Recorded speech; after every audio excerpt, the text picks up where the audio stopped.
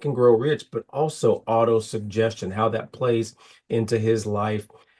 If those of you who don't know what I'm talking about relative to auto suggestion, let me read a little bit of an excerpt from Think and Grow Rich.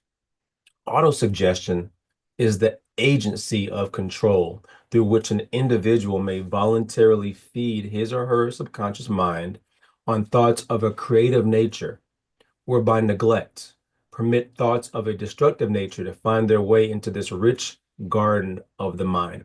So, if I could paint a picture for you a little bit more, in today's world, we are so inundated with news, rhetoric, gossip, memes from the traditional networks, but also from social media and the internet and on your desktop. All of these inputs are coming at you to control how you think and what you do.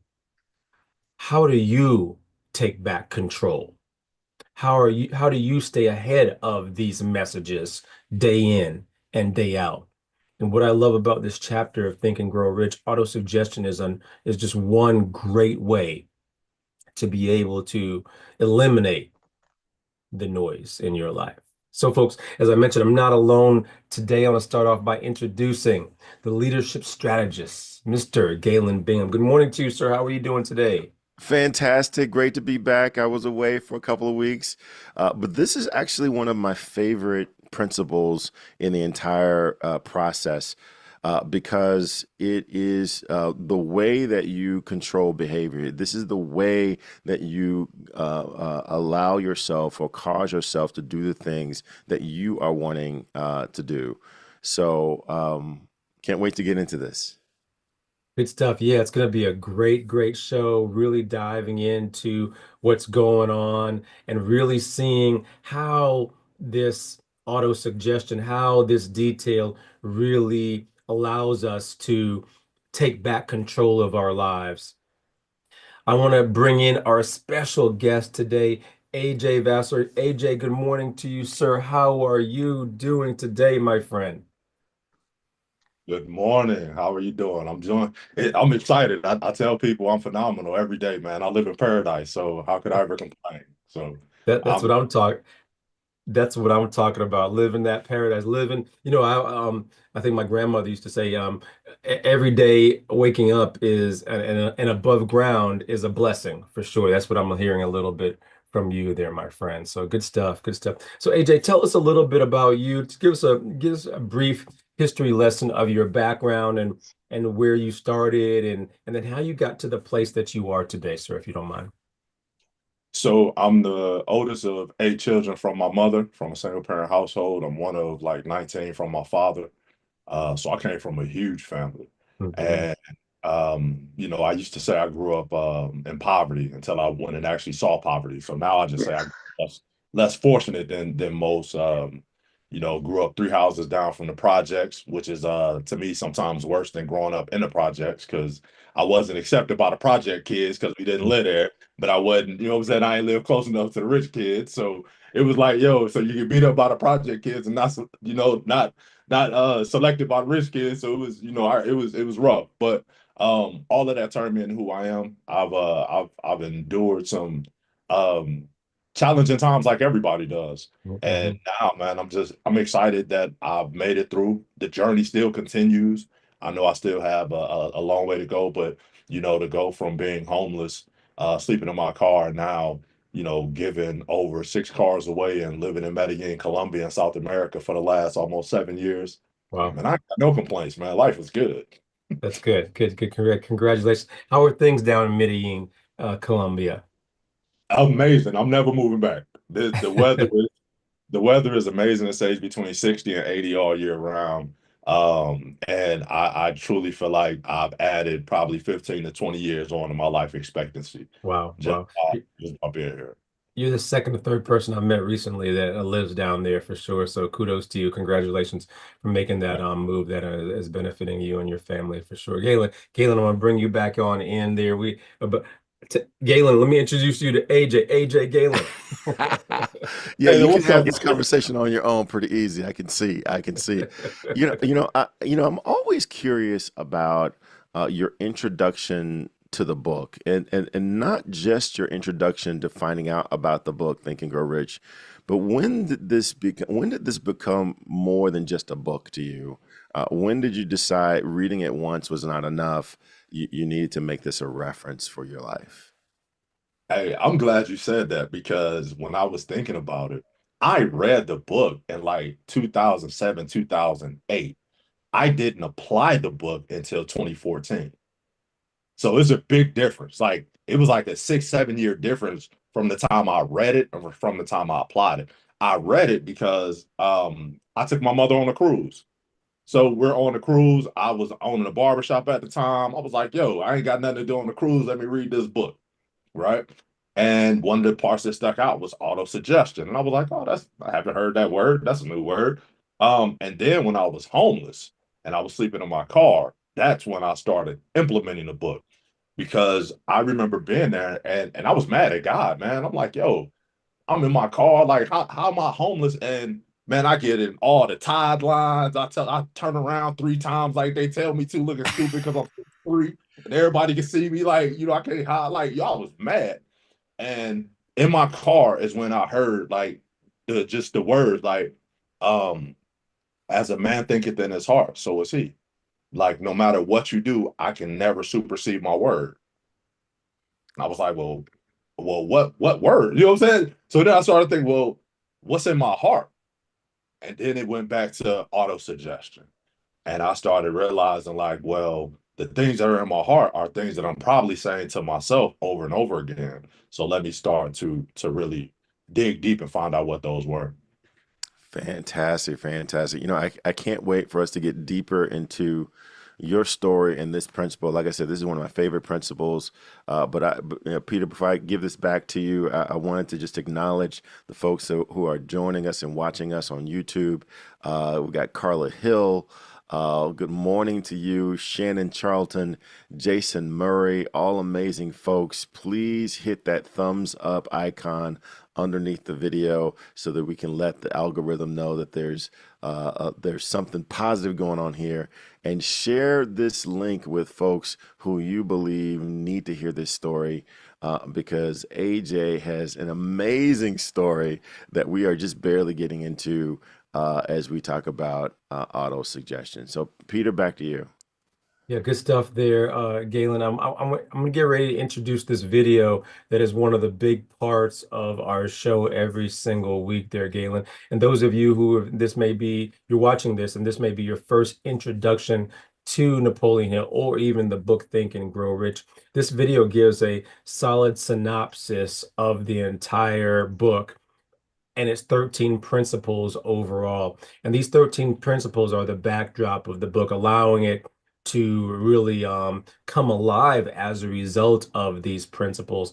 And so as you're listening to them, please think about how each of them may apply to you in some form or some fashion. It could be even a small thing. Hopefully, it becomes a bigger thing because the truth is, these principles are not only the backdrop of this book.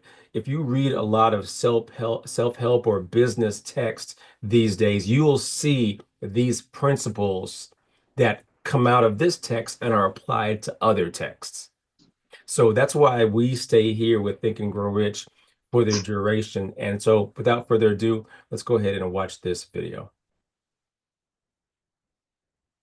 Number one is desire. Napoleon Hill said that everything starts with a burning desire, a compelling reason for doing what it is we do.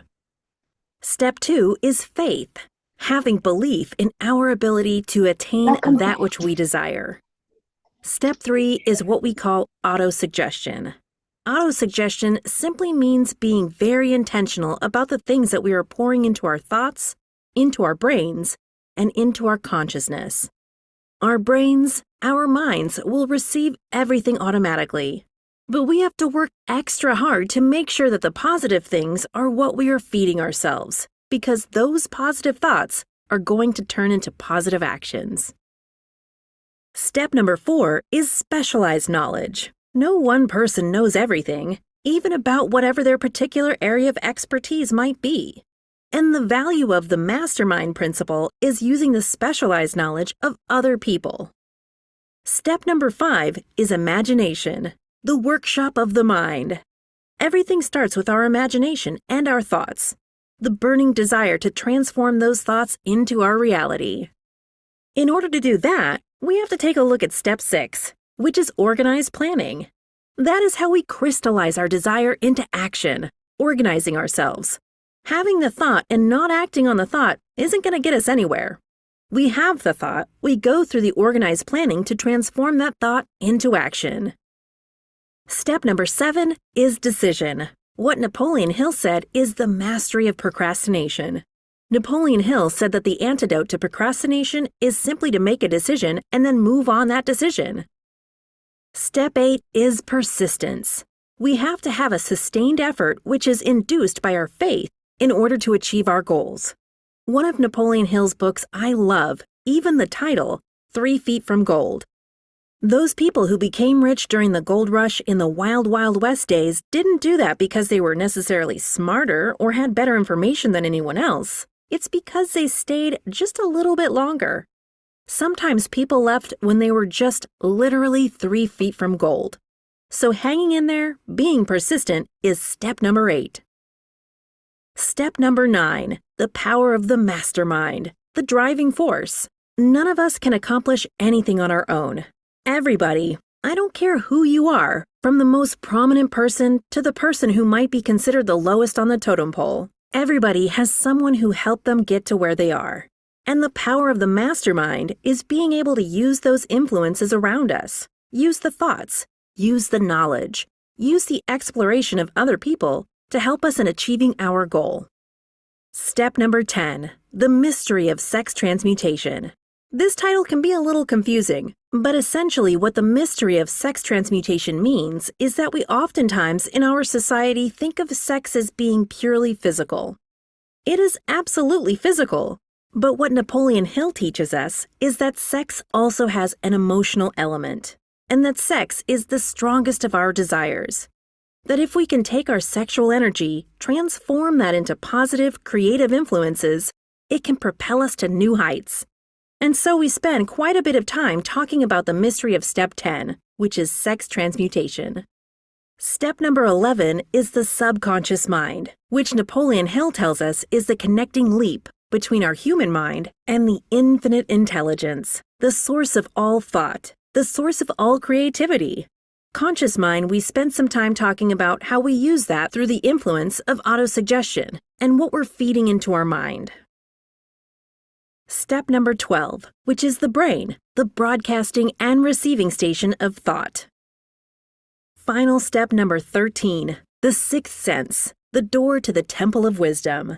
This is the final step through which infinite intelligence may and will communicate voluntarily without any effort from or demands by the individual. The principle is the apex of the philosophy. It can be assimilated, understood, and applied only by first mastering the other 12 principles. So good stuff. Those are the 13 principles. Those of you who have never seen them or watched them, hopefully you're able to, again, pick up at least one gem or one of the principles that resonated with you greatly. Continue to listen to our show weekly as we go through every single principle every single month. And you'll be able to see how you can apply this to not just to become rich, wealthy, but even in other areas of life that you're trying to make significant strides, health, family, relationships, things like that as well. So it's all applicable. But without further ado, I want to bring AJ back into this conversation. And AJ, you started out our conversation today with some interest, a little bit of your story. You went deep into your family, your upbringing, but of course there were some things in there that you're going to have to unpack a little bit because I'm sure our audience who has faced challenges themselves, we all have to a certain extent, would love to hear how you've overcome and maybe even how some of the principles from Think and Grow Rich have allowed you to overcome in some forms or fashion. So I'll start here. You were homeless. You were in your car for a while. I'm sure that was a low point of your life for many reasons. Tell us a little bit about that and then how you were able to overcome for that matter. So I was because I come from a family, a big family. I always have to let people know, like my family loves me. I could have like homelessness was something that I had to endure for myself.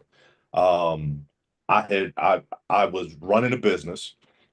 Things went wrong with me and my cousin who were running a business at the time, and I knew I was about to be homeless. So I went and talked to my mentor. His name was Sam Shepard. Sam is the first African American to make $1 million a year in Primerica. So at the time, Sam was making about $140,000 a month. I'm sure he's way past that now. But I told him, I was like, hey, Sam, things have gone wrong in my business and I'm about to be homeless. I said, so I'm gonna move to back to Texas with my mom. And when I get on my feet, I'm gonna come back to Atlanta. And Sam said, no, you're not. And I was like, okay. So I'm thinking, oh, Sam finna hook me up. Like Sam got bread. Like Sam gonna take care of your boy. I was like, okay, cool. So if he gave me 10%, if he tied to me this month, that's 14,000, And Sam was like, nah. He said, I have a safe parking lot for you to sleep in. He said, because you'll learn more from your car than you ever will running from your problems. And he said, you don't want to start that habit of running at this age. And I was like, okay. So the reason I was homeless is because I didn't have the money. Mm, But once again, Sam told me not to run. And that was the first time like a man had showed me tough love, mm, right? And I was like, oh wow, like my uncles had trained me. They had trained me to listen to men. But that's the first time a man had shown me tough love. Like, no, I got a parking lot. I have a safe parking lot. You can sleep in it every night if you need to. And it was from there, man, that I really started working on myself and realizing that um, I had been programmed through other people's suggestions. And then their suggestions became my auto suggestions. mm. So I really had to dive deep and really start cleaning out my programming because I started realizing in my car, man, in your car when you're homeless, you got a lot of time to think. You got a lot of time to think. And I was like, yo, I have to figure out what's going on. Thank you so much for sharing that. And wow, wow, what a story. What a story for sure. What I would love to hear as a follow-up is what was the transition like to get out? How hard was that to get out from that place in your life and then be on more solid footing? We all go through down periods and it may not look just like how yours looked for sure, but curious to hear how you were able to overcome and get your path straighter, for lack of a better word.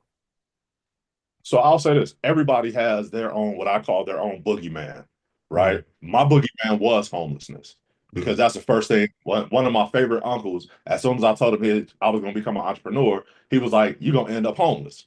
So that was always my boogeyman, right? Because my uncle told me I was going to end up homeless and I don't want to do that. So everybody has their own specific boogeyman that I feel you have to face. For me to get out of it, the first thing I did when I realized that we were all programmed, I started checking my programming.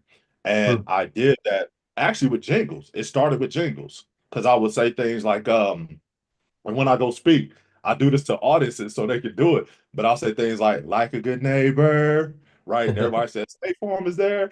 And I'm like, the best part of waking up, right? And everybody can complete it. So I always would ask, who taught me that? Mm. Like, how did I learn that? I didn't learn that at school. So then when I started diving deeper into my programming, I started thinking about it takes money to make, right? Money. Yeah. Somebody would say, right, money doesn't grow on, Trees, right. money is the root of Evil. all rich people are going to. Hell. There you go. See? Exactly. Exactly. Exactly. You got it. You got it. But that's what I was doing to myself in my car. Because what I started realizing was if I'm subconsciously telling myself that all rich people are going to hell, then I will always sabotage my money Mm. because I don't want to go to hell. Hold up, So back up. Wait. You got to say that again. You got to say that again because there's some strength there that needs some gravity. so when I started going through my programming, I started realizing all the ways I've been programmed. And Mhm. I realized if in my programming, in my auto suggestion, I believe that all rich people are going to hell, then I will always sabotage my money because I don't want to go to hell. Mm, Because I have a bigger fear of going to hell than I have a desire to get rich. mm, Hmm. And, And and it you know checked. what's interesting about that, AJ, is we get some of those messages growing up, and we don't believe how they ride in our subconscious.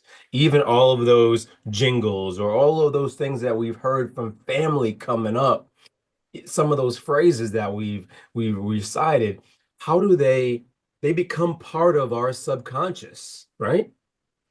100%. So Yeah. there's a passage in this book that I think is amazing. It said, "Guard your heart with all diligence, for out of it are the issues of life."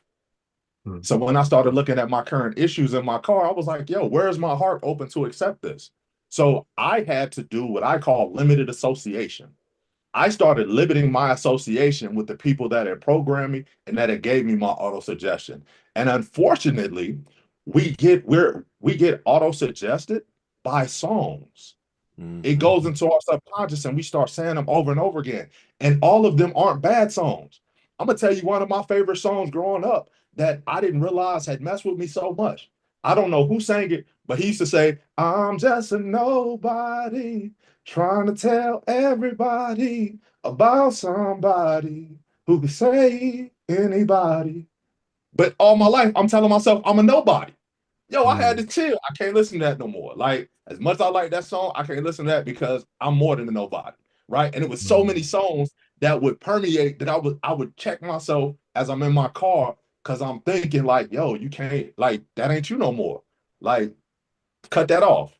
You gotta limit your association because right now you have to go clean out all that stuff so that you stop auto suggesting it to yourself. Because in your darkest times, that's what's in your heart. And what's in your heart is causing your issues. hmm. Yeah, hey, let me jump in right there because you are, man, you're cooking with grease right now, man. And I'm curious about what was it that caused you to want to evaluate the thoughts that's driving your behavior? Because a lot of times people will say, "Oh, it's just a song. Hmm. It's just a jingle. It's not that big of a deal. It's just a catchphrase. Come on now. A catchphrase can't be impacting where I am today." But there was something that caused you to say, "No, I'm going to evaluate every part of my programming." What was the thing that caused you to take this more seriously than just saying, "Huh, that's kind of interesting"? Being 6'3", 250 pounds, trying to sleep in an Impala. I'll be real with you. When you can't sleep and you in Georgia and it's cold, it's like, yo, what am I? How did I get here? Like, yeah, we gotta let's think. What happened? What's going on? Like, if I know I'm better than this, I know I'm better than my current situation. So how did my current situation get me here? Right? How did I end up with these issues? And if I want better issues, then I need to challenge what got me here. So that, I mean, that's really, man, that was it. It was really going through that process of, hey man, this is my reality right now. But it doesn't have to be my reality forever. Mm, And wow, I fan. started doing Last follow-up question, because I gotta hear the back end of this. How has life changed for you after evaluating your program? after deciding to reprogram and started programming yourself. And yeah, we can talk about the money, and we can talk about the fact that you're not in the car anymore. But how has your outlook on life changed after evaluating the programming? Man, I got so much peace. Like um and even more than the money. It's honestly when I remember, and so I stopped being homeless July 20th, 2014.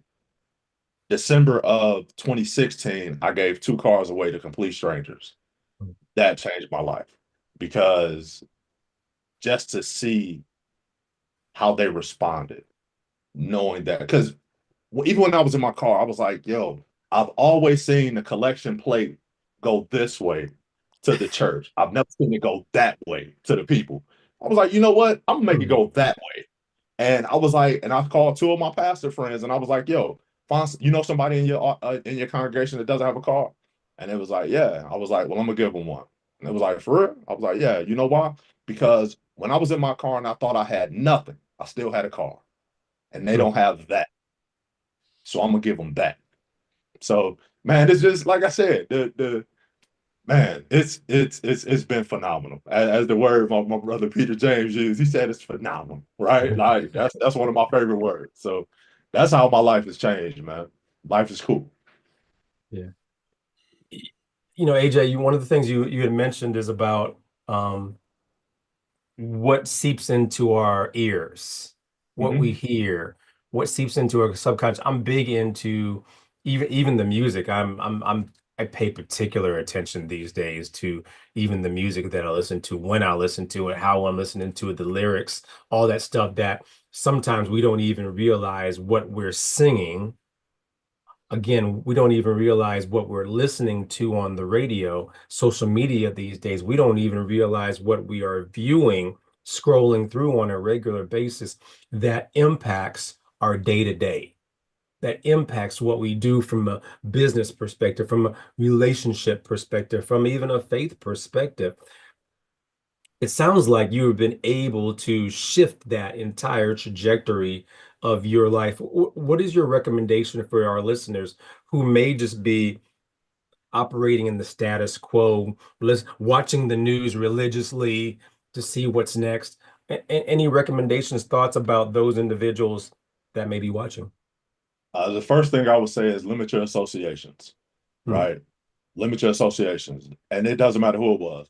One of the people that I had to limit my association with was my mother, and my mother is my ace. That's like my heart. Like anybody that knows me, like I ride and die for my mom. But my mother also programmed me. She's part of my program. Hmm. So while I was going through that process, I had to limit my association because a lot of the stuff that I learned came from her, right? We didn't come up wealthy. So a lot of my programming came from her, so I had to limit it. So limit your associations. Like the book says, guard your heart. And that's for real. Like you have to guard who you listen to, what you listen to, until you're strong enough to then listen to it without it affecting you, right? And understand when to cut it off. So the first thing is, yo, cut a lot of the nonsense out, because you can't, if you have a dirty water, the only way you're gonna get clean water is if you continue to pour clean water in there, and the clean water just gets all the dirt out. But if you keep pouring clean and dirty, it's never gonna get clean. Hmm. Mm.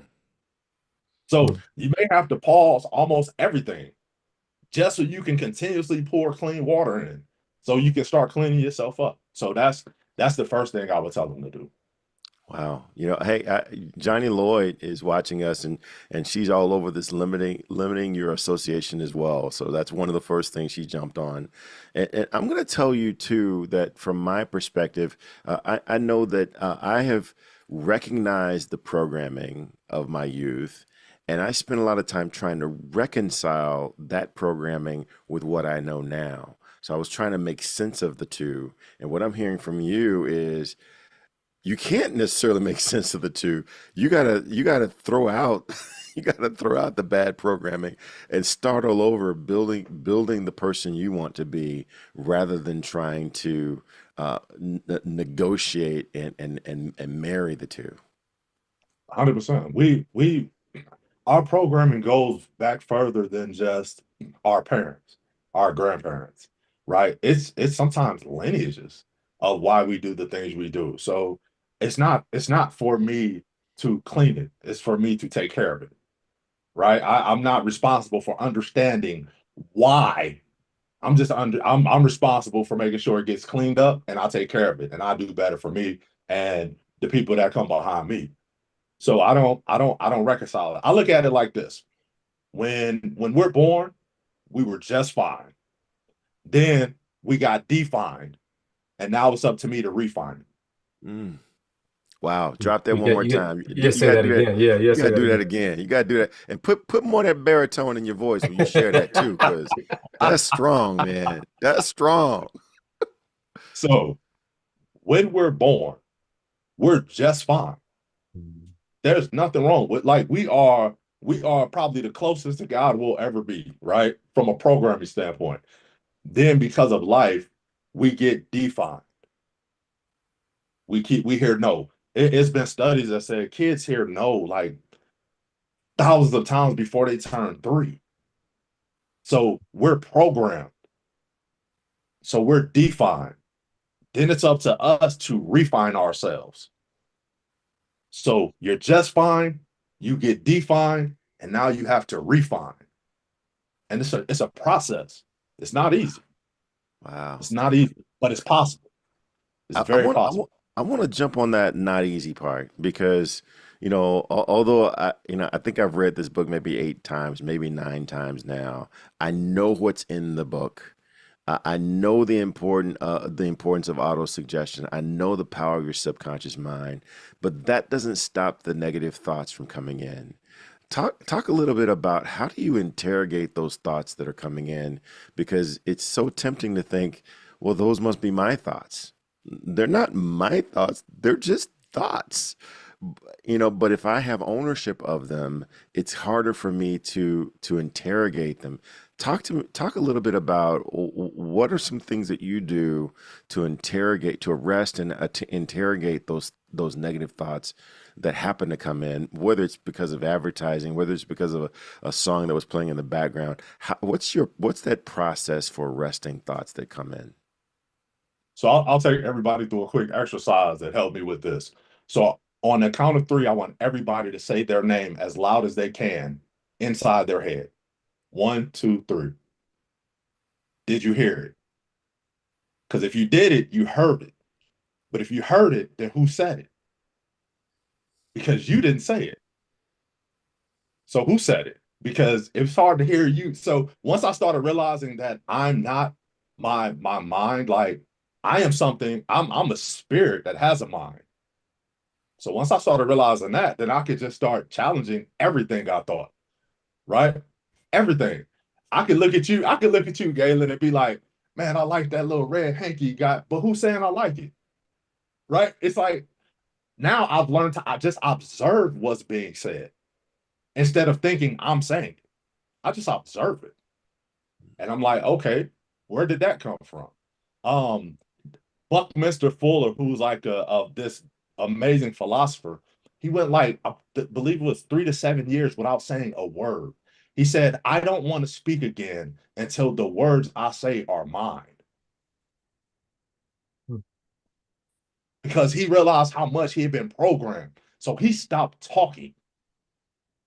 Now, all of us don't have right that freedom to not talk for 7 years, 3 to 7 years. But what we can do is start observing what's being said. And it starts with judgment. Think about all the things we judge. People could be judging right now. Man, why AJ don't got a button up, right? Why his head big, his head long, right? I mean, but where did that come from? Who taught us what a long head? Like I started questioning everything, everything. And then it started helping me realize, okay, what's me? What's not me? What are my thoughts? What are not my thoughts? What are his thoughts? What are not my thoughts? Where I get programmed from this. So What's interesting about that though, AJ, that you made me think, even you're right, we're judgmental people, but where does that judgmentalness come from? our Um, program. Exactly. And which is not even our own oftentimes. We are Exactly. programmed by the external world. And so now we're judging according to the programming of the world around us. And not Yes, and even that's a great way to understand when you've been programmed. Because whenever you start to judge, and we all do it naturally, I would say 99.9% of our judgments are programmed. So just start with your judgments. Why do I think they loud? Why do I think that doesn't look good? Right? I just started asking why. Right? Why am I broke? Why do I not know how to handle money? Why do I feel like this is going to happen? Like I just started questioning, right? I believe Anthony Robbins said, the quality of your life is determined by the quality of the questions that you ask yourself. So instead of asking myself now, why am I stupid? I ask myself, why do I have a hard time learning? Because that's totally different than why am I stupid? Because why am I stupid can just go back to, oh, well, your family's stupid, right? Now, my family isn't stupid. So if y'all hearing this, I don't want to hear it. There's too many of y'all. I don't want to fight. But yeah, I'm not stupid. But why are we poor? That was definitely one. Why are we poor? Right. But it was, you know what? I realized that everything was started, it wasn't binary. Everything was on a continuum. So I started at it wasn't why am I poor? It was why am I acting like I'm poor? Because on the continuum, I'm not really poor based on what everybody makes in the world. But on this continuum, where do I fit and how do I move up the ladder? You know, I, you know, I was thinking, I was thinking the other day, real quick there, Galen. I was doing a presentation, and of course, I put on a blazer and a suit without a tie or whatever. But even from that perspective, there, AJ, you made me think about this. Is who said that's the appropriate attire to wear when I present? What makes that the right and why am I abiding by that just because someone said that was what, which probably goes back to capitalism because they want me to buy those suits and they want me to, but why is that the right professional attire? Who says that? Who defines that? And why am I committed to that when am in those settings? Am I just assimilating? Most of the time we are. I mean, if we think about it, 400 years ago, you could look at the pictures of our founding fathers of the United States and they was wearing wigs. Why don't we wear wigs? Right? That was cool back then. Like if you wore a wig, that means you had status. So it's always changing. So I try not to get caught up in Yeah. in the like you said, being assimilated to what people's standards are, because the standards are gonna change, right? I remember when I just got finished with college, skinny jeans came out, and I was like, I'm from the hip hop era in the '90s. I'm like skinny jeans, like, and then right when I started wearing my jeans a little bit smaller, now big jeans coming back. I'm like, yo, I'm done. I'm done. I'm done. I'm gonna just do what I do. I'm gonna do what I like. I'm gonna do what feels comfortable, and that's gonna be that because I can't keep up. hey, so now I'm on this journey with you, right? You made the decision that you were programmed. You evaluated that you were programmed. You didn't have a whole lot of control over that initial programming. You decided to program yourself, and so you took the steps necessary to get rid of the old program to start programming yourself.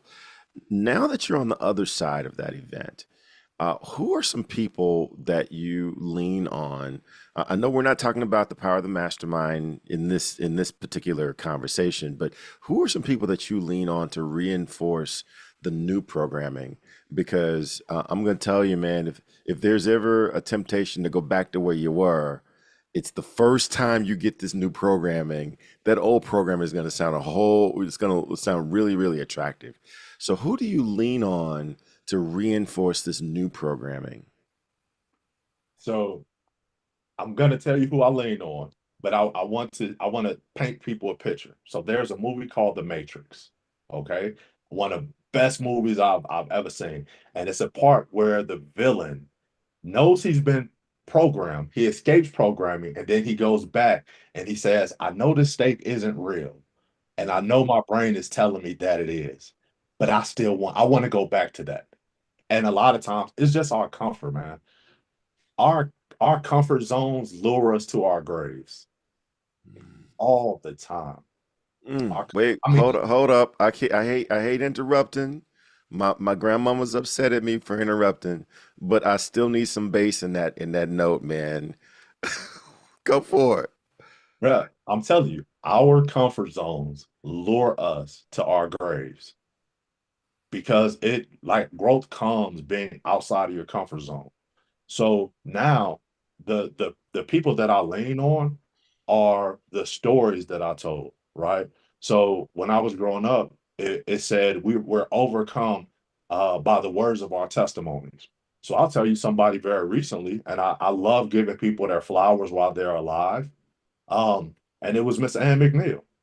Like when I had the chance to talk to her for an hour and hear her journey and realize, oh, I'm always gonna be figuring this thing out. That's cool. Like I lean on that, right?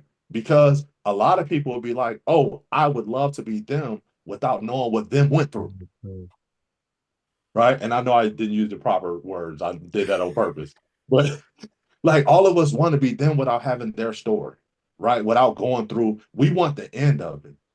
But what I realized and Miss Ann just really helped me understand even more is for us to have a great story, we have to have great trials that we make it through for it to be a good story. Mm. So even the things I'm going through now, it's okay because that's part of my story. And I look at it like this. I believe the highest level any of us can ever reach is 10. And I'll tell you why. So once you get to 10 and you cross over, you just go to one on the next level. So you actually just go right back down to the bottom. It's almost like going from a senior in high school to a freshman in college. As a senior in high school, I was the man. Everybody knew me. I won homecoming king. You know what I'm saying? Like I was it. And then when I went to college, I was back to being a nobody, right? I went back to the bottom. And part of that, and sometimes I did want to go back to high school because I did miss the accolades. I did miss being on top. But I also know without going back to the bottom and going back up, I would never progress. So even in life, like people think once you become a millionaire, that's it. No, you just realize there's somebody making 10 million. You realize you right back on the bottom. So you can go back down and get the accolades, but you'll never grow. And for the rest of our lives, man, we'll be growing. So I lean on people that have been through the journeys that I'm trying to go through and that have struggled through them because nobody just goes through them. They struggle through them. So I realize that my struggle is it's normal. It's nothing's wrong with me. I'm fine. I just have to get better. AJ, you want to get ready to talk about accountability. You've been mentioning off and on that, you know, who we surround ourselves with is also very, very important. I always say we are the average of our five closest friends and family. And you have asserted to that how sometimes that comfort zone of listening to someone we love or admire, that may not be the best for us. Reiterate that a little bit for us and maybe even give some examples. And then I'm going to ask Galen to talk about the ultimate accountability approach. Go ahead there, AJ. Okay, so I did some I started studying a Harvard study that blew my mind. So I'm going to bring this up to hopefully help people. So what the Harvard study said is that we're actually not the five closest we're not the average of the five closest people around us. We're Mhm. actually the average of the five closest people we compare ourselves to. Mm. Hmm. Now, why is that important? Because when I first moved to Columbia, I was struggling. So now I'm around some guys that's doing major numbers in business, right? Taking companies public, doing all this stuff, brothers too. Like, so that's who I'm around now. So after a couple years, I'm like, I should be the average of them. But once I understood that study, I realized you should be, but you're comparing yourself to people in Atlanta, people in Alton, Mhm. people at Southeast Missouri State. And by those standards, you've made it because you're in Medellin, Colombia. So it wasn't until I started comparing myself to the guys that I wanted to be like that I started getting better. Because although I was around them, I really wasn't like inside, I knew I wasn't comparing myself to them. I was comparing myself to where I came from. And from where I came from, everybody told me I made it. Mm. But now I realize, yo, I'm still on the journey. So that's how I look at that. And then when it comes to accountability, my biggest thing now is I don't believe in accountability without consequences. Huh. If my accountability does not include consequences, it's not accountability. And a lot of accountability is money. So like the people that I work with, when I keep them accountable, there is a financial diligence behind that accountability. So if you don't do it, you're gonna pay for it because your life is gonna pay for it. You just pay later. I just make you pay up front.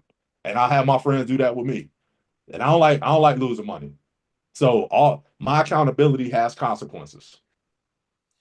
Wow. I'd like to know what's the premium on your mic insurance because you are damaging a whole bunch of mics just in this conversation. Oh my gosh. And I'll tell you, one of the things I really like about what you said is putting significance behind the accountability. And one of the things that we do and that we encourage everyone to do every year at the beginning of the year, the first weekend of the year, we encourage everyone to attend the annual meeting for your life. And this is, I think Ann has been doing this for over 40 years. Every year we get everyone to come together, Boca Raton, Florida, and you have to bring your life in writing. You have to document what have you done over the past 364 days. And then what's your plan for the next 365 days? And you got to share that with people that you may know, people that you don't know, but you've got to document what's your plan for your life. And why should we believe that you're going to actually do that based upon what you've done over the past 364 days?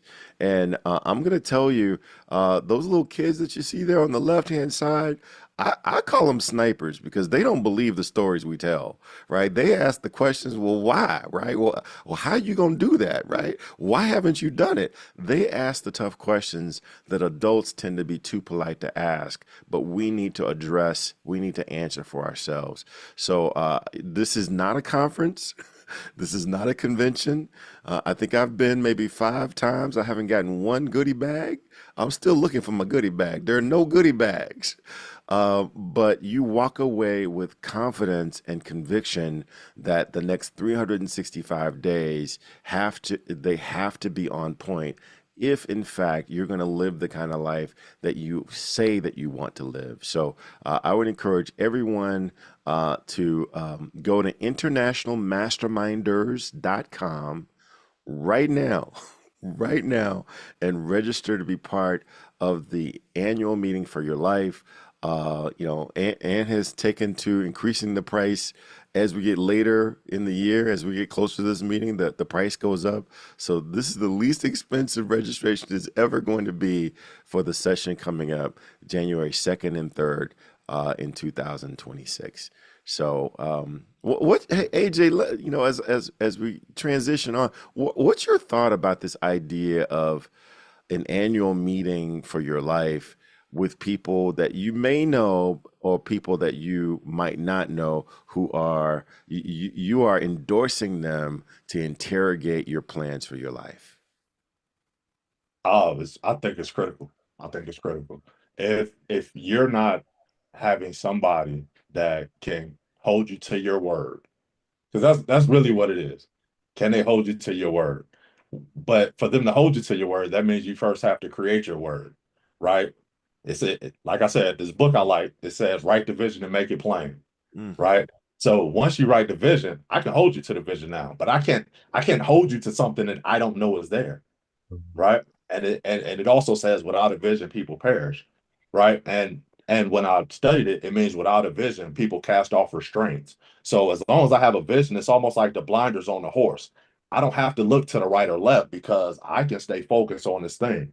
So having no, and even knowing that I'm going to have to answer to someone Mm. based on my actions, It's that little nudge you need sometimes because we all go through, like, even now I go through them points, I'll be like, man, forget it. I'm done. And I'm like, nope, because Ryan gonna call me and he gonna be like, what you like, come on, you like, just knowing I have to do that, it keeps me in line. Ron is Yeah. my guy. That's my man down here. Gotcha. Hey, we got a question coming from YouTube. Jason Murray, who is, man, he's always here. He is a soldier relative to this Think and Grow Rich process. He wants to know what's the biggest learning experience from your interaction with 75 Hard. He's completed 75 Hard program as well. What's been your biggest learning from that? All right, so I'll give a quick breakdown of what 75 Hard is. It's a program created by this guy, Andy Frisella. You have to work out twice a day for 45 minutes. Has to be 3 hours apart. You have to drink a gallon of water. You have to stay consistent to a diet, whatever diet you pick. You have to read 10 pages in a book, and you have to take a progress picture every day. I believe those are all the things. You have to do it for 75 days straight. If you miss a day, you go back to day one. Um, the the craziest part is, Jason, I think that's your name, Jason. I failed it 12 times. I failed 12 times. And every time I failed, I would beat myself up. But I learned a long time ago, it's not about how many times I fail. Because if I don't stop, I'm gonna complete. And I use that in life. Crazy part is before, probably 4 months before doing 75 hard, I did a 40-day water only fast. So for 40 days, I drank nothing but water. And I lost 52 pounds just drinking water. 75 hard was harder than that. It was extremely harder than that.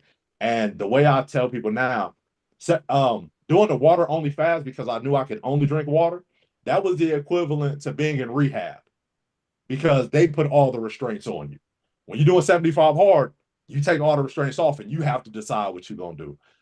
My biggest takeaway is if you plan it, you can complete it. Mm. When I didn't when I didn't complete it is because I didn't have the plan going into the day. So there were days where, I mean, it's life. You got to think, I started December 2nd, I finished February 15th. So I did it through Christmas, I did it through New Year's, right? And my last day was on my birthday. My birthday is February 15th. I wanted to complete it on my birthday. So I knew if I failed this time, I wasn't going to go into my 43rd year of life completing something. I would have failed. So I play games with myself. I was like, you know what? This is how I'm gonna get through it this time. So if you plan it and schedule it, you'll complete it. Wow. Wow. Kudos to you. I'm looking a little bit at it online. Congratulations on accomplishing it there, AJ, for sure. I'm looking at it right now, and I'm not saying I'm going to commit there, Galen. I'm not saying I'm going to Oh, commit oh, there. oh. Because you know how accountability partners work, right? I do know that very, very well. Very, And very I will well. say that the hardest part is it's not the two workouts. Yeah, It's not the two workouts. really? It's actually the picture and reading. Those are the things you forget because you'd be like, did I take a picture today? And you look on your camera, you don't have it. Back to day one. Ooh. Wow. Wow. Hey, folks, we're getting ready to land this plane. AJ, this has been a phenomenal conversation overall. Thank you so much for being with us. I'm going to start us out by saying, hey, my name is Dr. Peter A. James. I'm the high performance coach helping you to shift your mindset. You can find me at shiftyourmindset.com or LinkedIn, two of the best places to find anything that I'm doing. And what I loved about this conversation today with AJ is it actually allowed me to look in the mirror, right? Allowed me to look in the mirror and ask myself, who am I surrounding myself with? What am I doing day in and day out for sure? What are the messages that I'm allowing to creep in when I don't even realize it as well? So thank you so much there, AJ. Galen, I'm gonna pass it over to you, and then we'll finish off with you, AJ, and how people can get in touch with you as well there, sir. Go ahead there, Yeah, Galen. yeah. This has been an incredibly encouraging conversation because I don't know that AJ has said many things that I don't say to my clients. I don't know that he said too many things that I haven't said before, But hearing his story, hearing his journey, and back to what you said, Dr. Peter, and reflecting, taking that reflective look into myself. Oh my gosh, it's hitting different. It's hitting different. And I'm going to quote one of our previous guests when she said, "We got to stop playing with this stuff. We got to stop playing with this stuff. This is how life works. And if you're not programming yourself, then you are being programmed." And typically, you're being programmed for other folks to make money off of the programming. So we got to stop playing with this stuff. Thank you so much, AJ, for bringing your story because it has meant a lot to me just to hear what you've been through. And again, I gotta check into what you're paying for mic insurance because man, you don't leave very many mics standing. My name is Galen Bingham. I'm the leadership strategist. You can find me all over social media, except for Facebook. I had to cut out Facebook because there was just way too much toxicity there for me. But the best way, the most effective and the most productive way for you to catch me is to check out my podcast, Whiskey, Jazz, and Leadership, on every podcast platform. We stream in 20 different countries. We talk to leaders all over the world about the whiskeys they drink, the music they listen to, and what they believe it really takes to be an effective leader. I double dog dare you to try us at least once. Guarantee you that you'll pick up something that'll help you take at least one step towards your next level. This has been absolutely amazing. AJ, man, what have you gotten from this conversation? What would you like to leave our viewers and our listeners with? And how can folks get a hold of you? You know what? Hit me up on LinkedIn. My LinkedIn is my name, AJ Vassar. I'm on all the social medias at AJ Vassar as well. And the thing that I would leave with people is a poem that I love that I use all the time. And it says, "Go to the edge," he said. I said, "I am afraid." "Go to the edge," he said. I told him, "If I go, I'll fall." "Go to the edge," he said. He pushed me and I flew. So my thing is go to the edge and let them push you so you can fly. Love it there. Hey, folks, thank you so much, AJ. This has been fabulous. This has been awesome, phenomenal, as we would say for sure. Hey, folks, this has been another great edition of Think and Grow Rich Live. Thank you so much for coming and being part of us, part of our team today. We look forward to having you every Saturday morning, same time, same place. AJ, we're going to have to ask you, my friend, to come back another time for sure. So thank you so much for being with us. Good luck.